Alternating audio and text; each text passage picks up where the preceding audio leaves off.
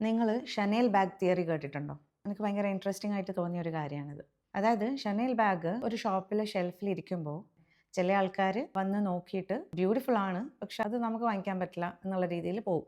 ചിലർ അത് തൊട്ട് നോക്കുകയൊക്കെ ചെയ്യും, അതിനൊന്ന് ഫീൽ ചെയ്യും, പക്ഷെ എന്നിട്ട് പ്രൈസ് കണ്ടിട്ട് തിരിച്ചു വെക്കും. ചിലരാണെങ്കിൽ അവർക്കത് അഫോർഡ് ചെയ്യാൻ പറ്റാത്തതുകൊണ്ട് ഓവർ പ്രൈസ്ഡ് ആ എന്ന് പറഞ്ഞിട്ട് വാങ്ങിക്കാതെ പോകും. ചിലരാണെങ്കിലോ സെയിലിന് വേണ്ടി കാത്തിരിക്കും.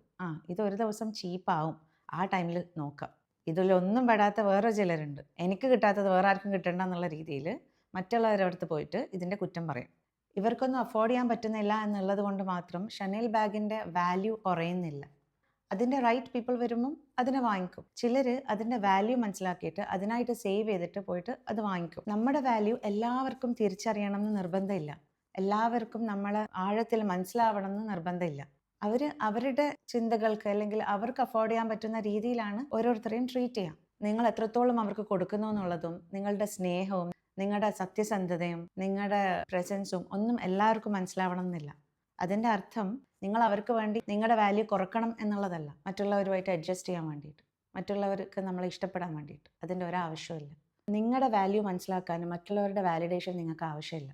ശരിയായ ആൾക്കാർ, നിങ്ങളുടെ ആൾക്കാർ, അവർ സെയിലിന് വേണ്ടിയിട്ട് നിങ്ങളുടെ വാല്യൂ കുറയാൻ വേണ്ടി അവർ കാത്തിരിക്കില്ല.